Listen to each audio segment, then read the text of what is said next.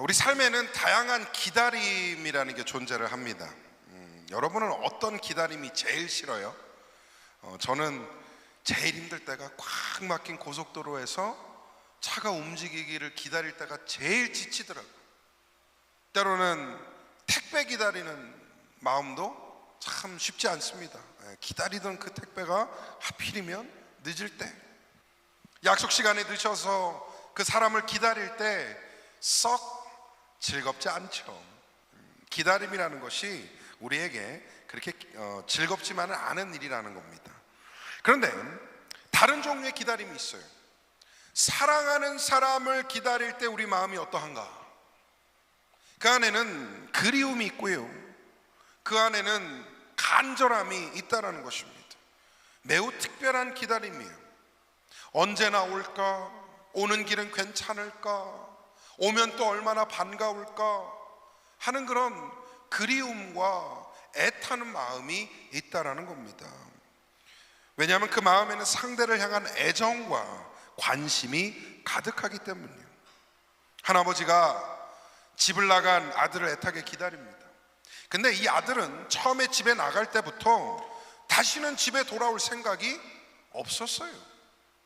가지고 있는 거 다 챙겨갔고요, 심지어는 아버지한테 유산의 일부를 억지로 뺏어갖고 그거 다 들고 떠났습니다.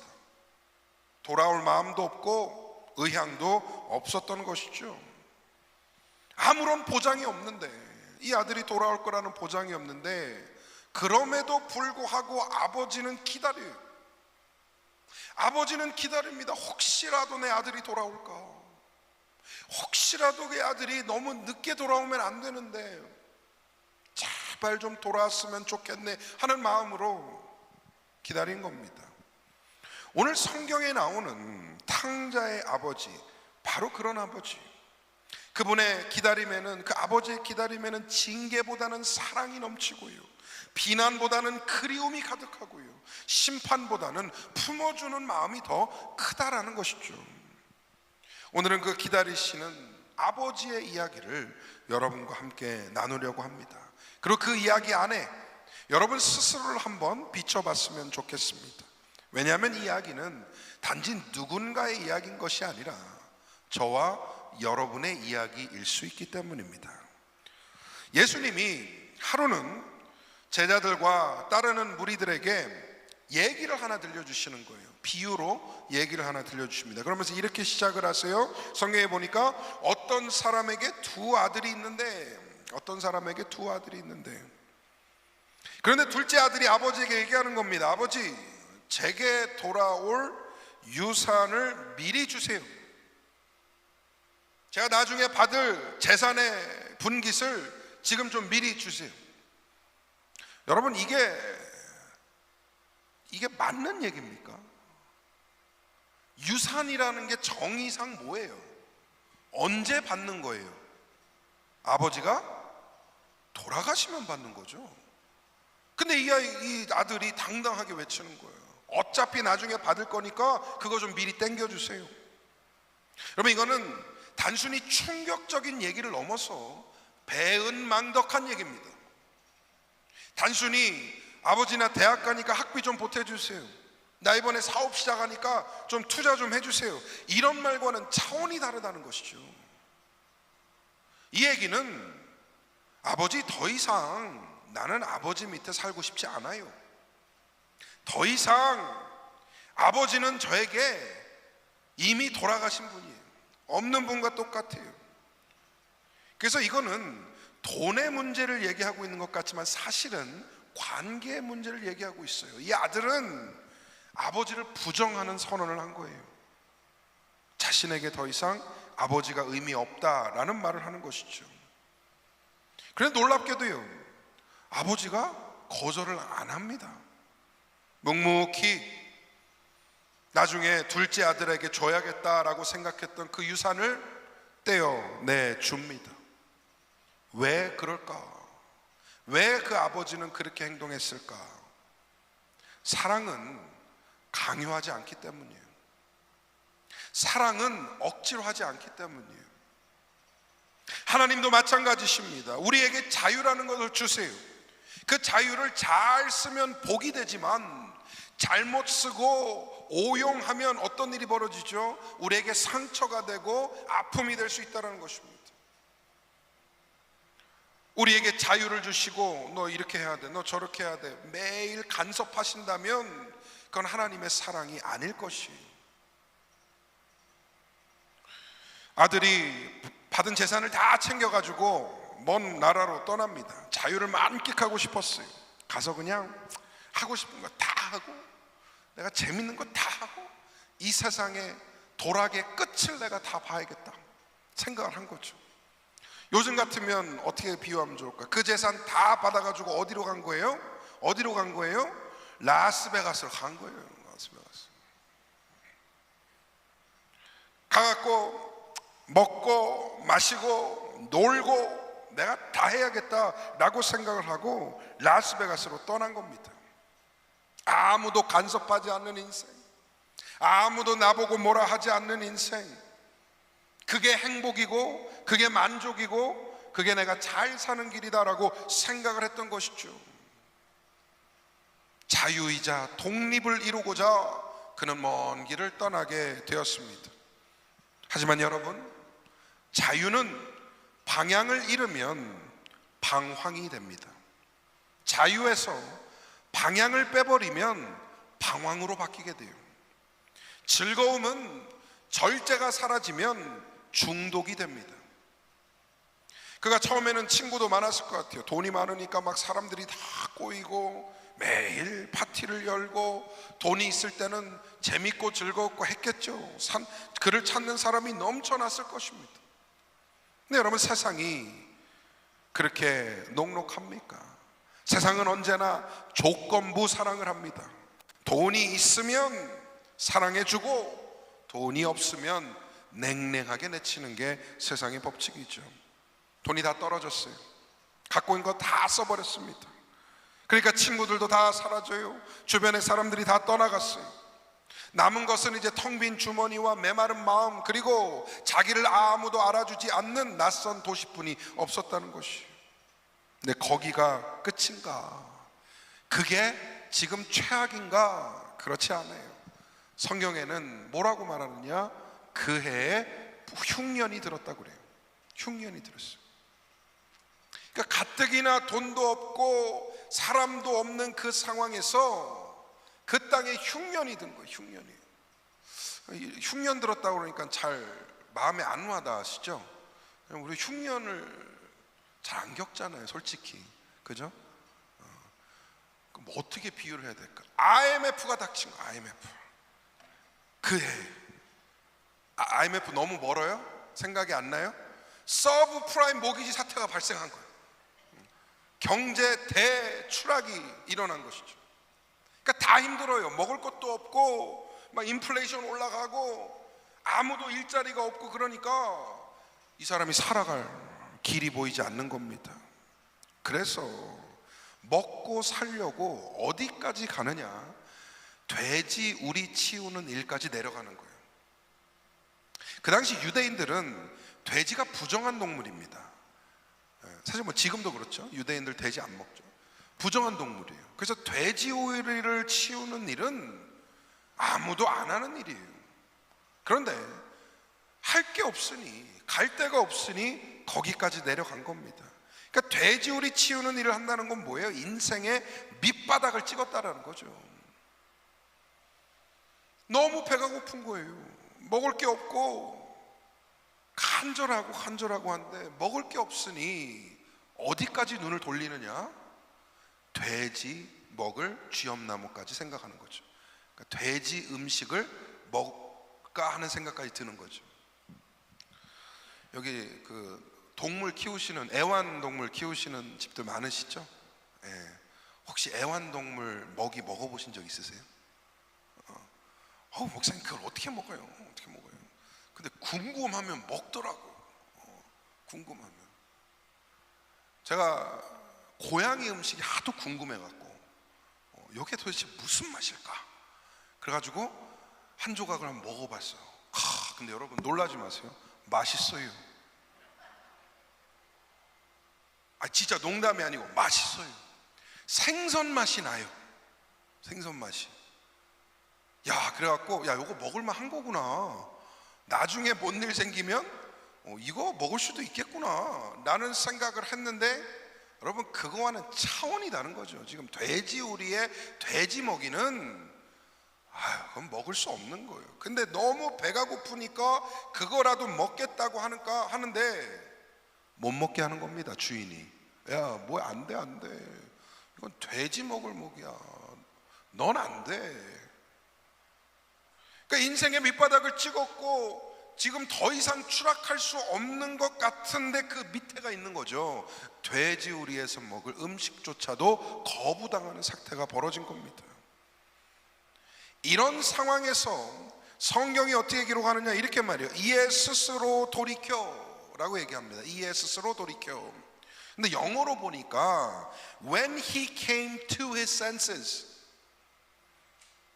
when he came to his senses, 이 말은 뭐예요? 그 전에는 바른 생각, 바른 정신으로 살아간 게 아니라는 얘기죠. 그러니까 아주 직역을 하면 뭔 얘기입니까? 이제 제정신이 돌아와 이런 거 아니에요? 제정신이 돌아와. 인간은요, 종종 끝을 봐야 처음을 생각합니다. 희한하죠. 밑바닥을 찍어야 위를 생각해요.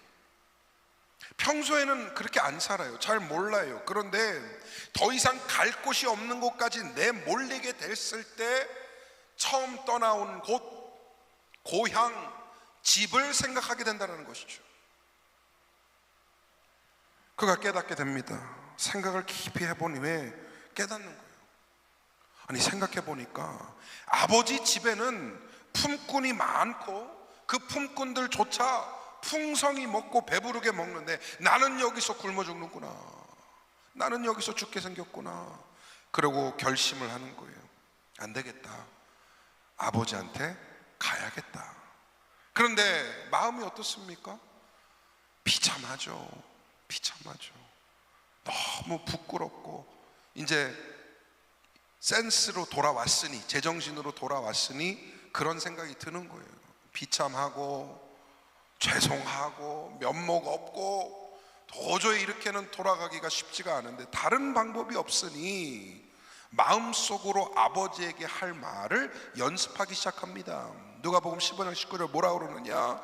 아버지, 내가 하늘과 아버지께 죄를 지었습니다. 이제 자격 아들이라 일컬음을 감당하지 못하겠네. 그러니까 이 말은 뭐냐 하면 내가 아버지의 아들로 불릴 만큼 자격이 이제 없습니다 라는 거예요. 그러니 나를 품꾼의 하나로 써주세요. 나를 머슴으로 들여주세요 라고 얘기하는 것이죠.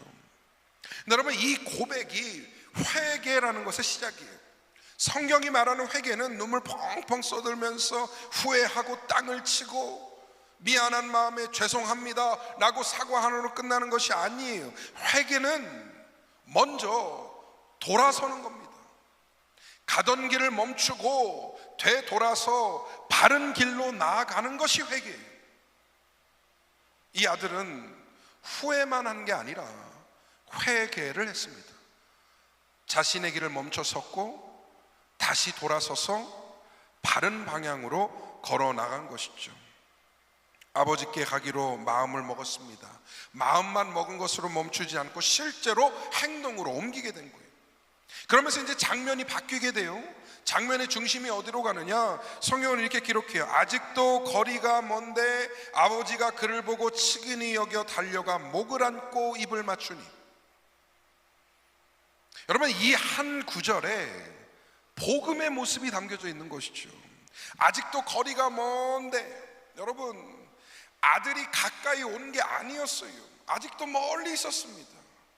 그런데 아버지가 멀리서 그를 먼저 알아봤어요. 이 말의 뜻은 뭡니까? 매일같이 기다렸다는 거예요.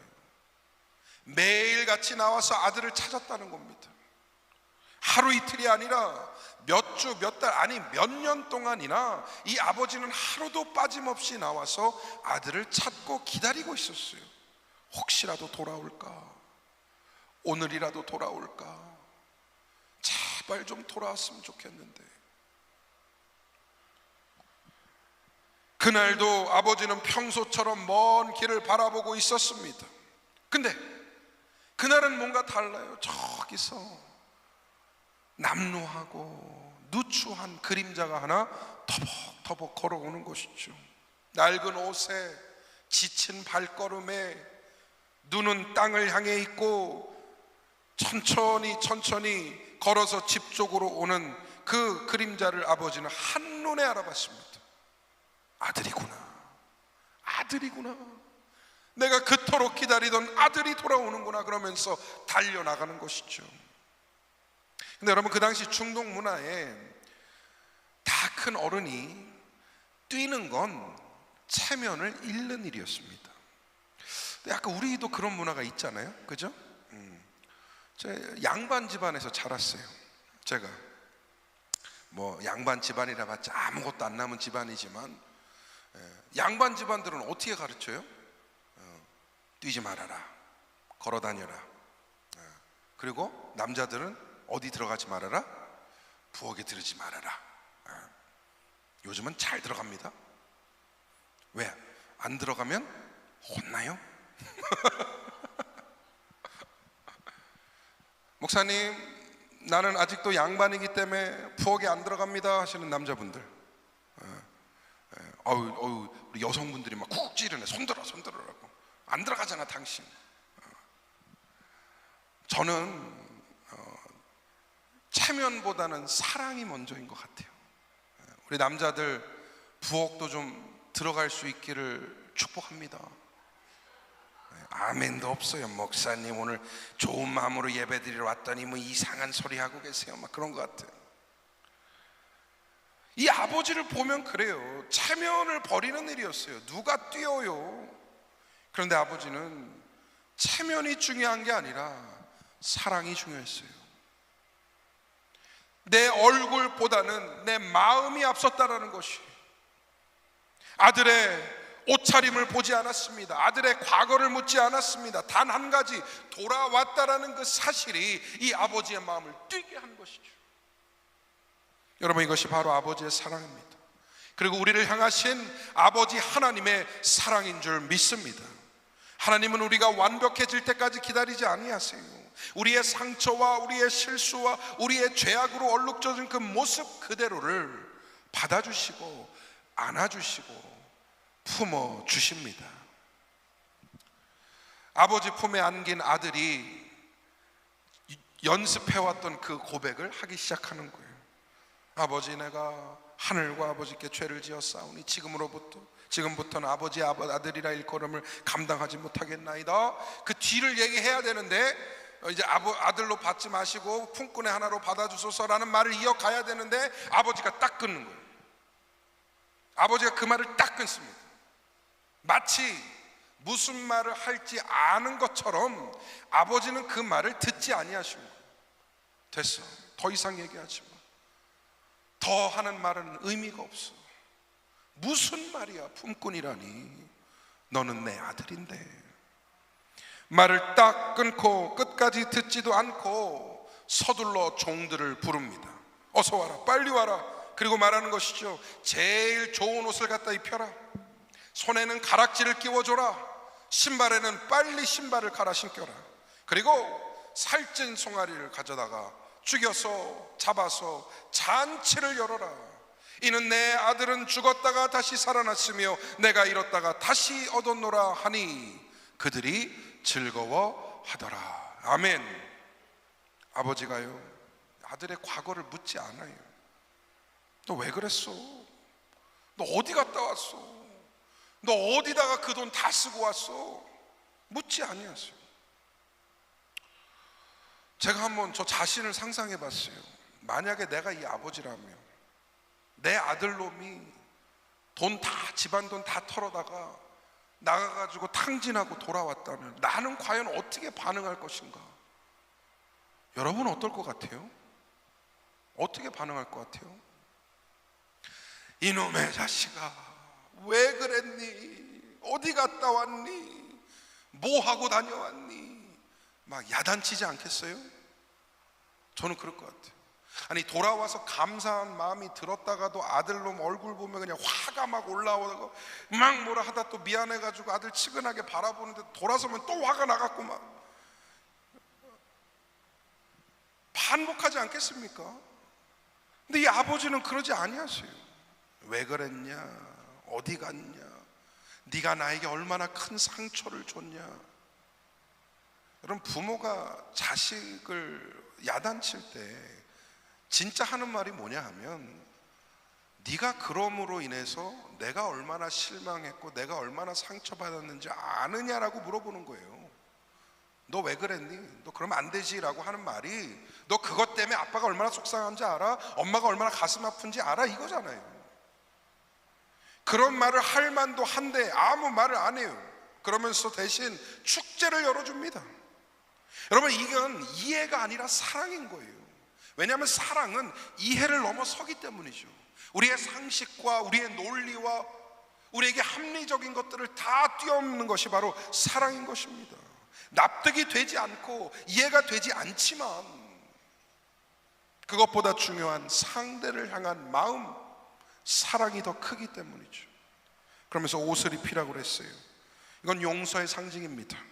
더러운 옷을 벗기고 깨끗한 옷을 입히는 건 그의 과거를 다 지워주고 이제는 새로운 삶을 시작하게 하겠다는 선언과 같은 거예요. 가락지를 끼워줬다는 건 뭡니까? 신분의 회복입니다. 더 이상 품꾼이 아니요, 이제는 아버지의 아들로서 그 신분이 회복되어서 다시 돌아왔다는 것이죠. 신발은 뭐냐? 자유를 상징해요. 그 당시 노예는 신발을 신지 못했습니다. 하지만 아들에게는 새 신발을 신겨주며 너는 이 집안에 속한 종이 아니라 이 집안을 끌고 나갈 아들이다 라고 말해주는 것이죠. 그럼 하나님도 동일하십니다. 우리를 종으로 부르지 아니하셨어요. 우리를 써먹고 탈취하고 우리를 조종하는 그런 하나님으로서 우리를 종으로 부르신 게 아니라 저와 여러분을 자녀로 부르신 줄 믿습니다. 아들이요 딸로 부르셔서 나와 함께 하자, 나와 가정을 이루자, 나와 함께 영원한 삶을 누리자 라고 말씀하시는 겁니다. 이 장면이 저는 복음의 핵심이라고 보는 거예요. 하나님은 죄인을 향해서 너 왜 그렇게 살았냐, 너 그렇게 하는 게 맞았냐 한마디 물으시지 않으세요. 그저 다 괜찮다, 이제라도 돌아왔으니 괜찮다, 이제는 나와 함께 살자 라고 말씀하시는 거죠. 예수님께서 이 비유를 말씀하신 이유가 있습니다. 그 당시에 바리새인과 이 한마디로 율법학자들, 유대교 종교 지도자들은 예수님을 비난했어요. 예수님을 아주 강하게 비난했습니다. 아니 저 사람은 죄인들과 먹는다, 죄인들과 어울린다, 어떻게 의롭다 하는 사람이 저런 세리, 창기들, 사회의 약자들, 버림받은 사람들, 병자들, 그런 사람들하고 어울리는가? 라고 비난을 했어요. 그러니까 그때 예수님께서 거기에 대해서 뭐라고 말씀하시는지 아세요? 마가복음 27장에 보니까 이렇게 말씀하세요. 나는 의인을 부르러 온 것이 아니요 누구를 부르러 왔노라? 죄인을 부르러 왔노라 하시니라. 하나님은 잃어버린 자를 찾으시는 분입니다. 예수님께서 이 땅에 오신 것도 집 나간 아들, 집 나간 딸을 찾기 위해서예요. 우리는 하나님을 떠나서 세상 속의 길을 잃어버리게 되었습니다. 그게 자유인 줄 알았고요, 그게 만족인 줄 알았고요, 그게 가장 큰 행복이라 생각했어요. 하지만 하나님이 끝까지 기다리시는 겁니다. 그리고 그 기다림의 끝에는 바로 십자가가 서 있습니다. 하나님은 단순히 우리를 기다리시는 것을 넘어 우리를 위해 죄값을 대신 치르시는 그 희생을 이루셨습니다. 우리가 아직 멀리 떠나 있을 때, 우리가 아직 죄인 되었을 때 하나님은 그 거리만큼 자신의 독생자를 보내주셨다는 거예요. 이 독생자 아들 예수 그리스도가 십자가 위에서 죽으심으로 우리의 죄값을 대신 치러주셨습니다. 그래서 십자가는 하나님이 우리에게 달려오신 증거예요. 내가 달려간 게 아니더라고요.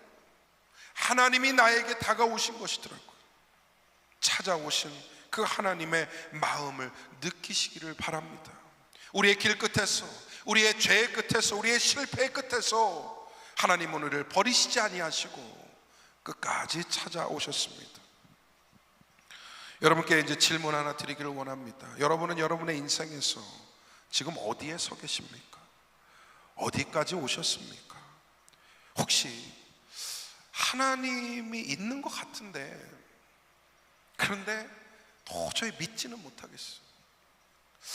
하나님을 믿기는 하는데 내 마음이 너무 오래 떨어져 있었어요. 아니면 아예 나는 하나님을 한 번도 믿어본 적도 없고 믿어볼 생각도 없다. 그래서 이 이야기가 너무 나에게는 낯설다 하시는 분이 있을 수도 있습니다. 그런데요, 괜찮습니다. 괜찮아요. 하나님은 그런 우리까지도 기다리고 계세요. 어떤 분들은 그렇게 얘기하실 수도 있을 것 같아요. 나는 너무 내 멋대로 살았어요. 하나님이 나를 별로 안 좋아하실 것 같아요. 내가 지금 교회 가면 사람들이 나를 보고 판단할 것 같아요. 나는 죄가 너무 많아서, 흠이 너무 많아서 나는 하나님 못 믿을 것 같아요. 근데 여러분, 오늘 이야기에 나온 아버지처럼 하나님은 그런 하나님이 아니라는 것이죠.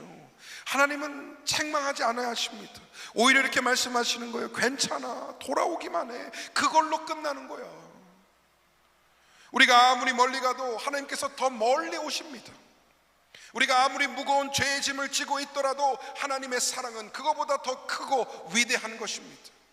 그래서 신앙이라는 것은 완벽한 사람이 되는 것이 아니라 하나님과의 관계를 찾아 떠나는 여정인 거예요. 하나님께서 오늘 여러분을 부르십니다. 돌아오라. 내가 너의 아버지요, 내가 너의 하나님이라. 사랑하는 성도 여러분들, 오늘 말씀은 단순한 이야기가 아닙니다. 지금도 계속 진행되고 있는 하나님의 마음이요, 우리를 향한 하나님의 메시지인 것이죠. 멀리 떠난 자식을 향해 지금도 같은 자리에서 서서 기다리고 계시는 아버지처럼 우리 하나님은 우리의 마음 문을 두드리고 계십니다. 혹시 오늘이라도 돌아올까? 오늘이라도 돌아올까?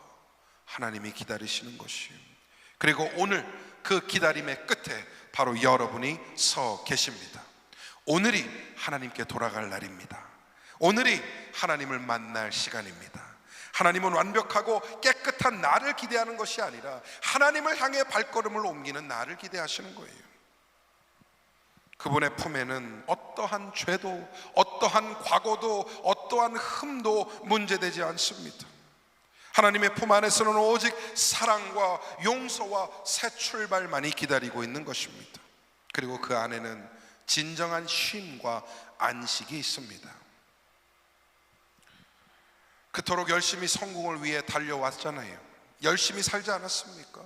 앞에서 이렇게 보니까 여러분들 얼굴에는 삶의 노고가 담겨져 있어요. 충실하게 살아왔던 그 모습들이 보여집니다.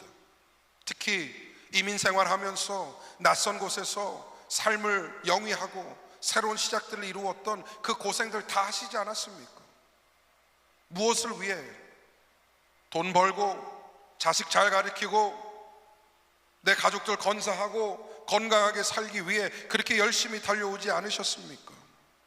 근데 여러분, 그 가운데에 자유를 찾으셨습니까? 쉼을 발견하셨습니까? 아니면 여전히 마음속에 있는 그 공허와 허무함 때문에 고통스러워 하십니까? 무엇이 나를 진정 채우고 무엇이 나를 만족시켜 줄 수 있을지 아직도 헤매고 계십니까? 여전히 그 해답을 찾고 있으시다면 여러분, 하나님께 한번 기회를 드려보는 것은 어떻습니까? 하나님께 한번 기회를 드려보면 어떻겠냐는 거예요. 저는 이 시간 종교적인 신념이나 이상을 얘기하는 것이 아니에요. 그저 하나님과의 그 개인적인 관계를 한번 시작해보자라는 얘기입니다. 나 자신이 아주 간단하게 얘기해서 한번 하나님이라는 존재 앞에 한번 서보는 겁니다. 그 이후의 일은 모르겠고 어떻게 이루실지는 모르겠고 한번 서보는 것이죠, 그 앞에. 그리고 나지막히 한번 고백해 보는 겁니다. 하나님, 나는 당신을 모릅니다. 믿어본 적도 없고 믿을 마음도 없었습니다. 그런데 오늘 얘기를 들어보니까 그토록 나를 기다리고 계시다는데 한번 만나볼까요? 하나님, 한번 만나볼까요? 그럼 여러분을 하나님께서는 두 팔 벌려 안아주시고 은혜 품에 품어주실 것입니다. 사랑의 하나님께서 오늘 여러분에게 하나님을 아는 기쁨을 충만하게 부어주실 것입니다. 저는 지금까지 여러분들께 하나님의 마음을 전달해 드렸습니다. 혹시 이 가운데 나도 하나님을 한번 알고 싶다, 만나보고 싶다 하시는 분들이 있으실지 모르겠어요. 아니면 하나님을 알긴 아는데 내 마음이 너무 오래 멀어져 있었다 싶은 분도 계실지 모르겠습니다. 오늘 그런 마음을 하나님께서 찾아가 주실 줄 믿습니다. 혹시 우리 모두 전부 그 자리에 일어나서 우리 함께 기도하는 좀 시간을 갖기를 원하는데요. 한번 다 일어나 주시기를 바랍니다. 우리 혹시 모시고 오신 태신자들을 모시고 오신 성도님들은 한번 같이 또 손도 잡아주시고 관심을 표해주시면 감사하겠습니다. 우리 한번 따라서 제 기도를 따라서 한번 해주시면 감사하겠습니다. 하나님 아버지, 나는 이 세상에서 나만 알고 살았습니다. 돈이 제일 중요하고 나만 잘 되면 그게 최고인 줄 알았습니다. 그런데 나에게도 애타게 기다리시는 아버지가 있다는 사실을 오늘 듣게 되었습니다. 나도 하나님을 믿고 싶습니다. 내 마음에 찾아와 주세요. 제가 여러분을 축복하며 함께 기도하도록 하겠습니다. 사랑이 많으시고 충만하신 하나님 아버지, 오늘 함께 예배할 수 있는 기회 주시고 인도해 주심에 감사드립니다. 인생을 살면서 여러분, 하나님 도저히 메울 수 없고 채울 수 없는 그 목마름과 공허함이 있습니다. 분명 먹고 살만하고 내가 가진 것도 있고 이룬 것들도 있는데 인생에 큰 문제도 없고 가족들, 자식들 다 건사한데 여전히 무엇으로 채워야 할지 알 수 없는 그 메마름이 있음을 고백합니다. 하나님을 만나기를 원합니다. 삶의 진정한 만족과 행복을 주시는 그 아버지의 따뜻한 사랑을 누리기를 원합니다. 오늘 우리의 마음 가운데 찾아와 주시옵소서. 특별히 오늘 예배를 처음 나오신 분들, 하나님의 이야기를 처음 들으시는 분들을 만나 주시고 하나님을 아는 기쁨을 허락하여 주시옵소서. 전심으로 축복하오며 예수님 이름으로 기도합니다. 아멘.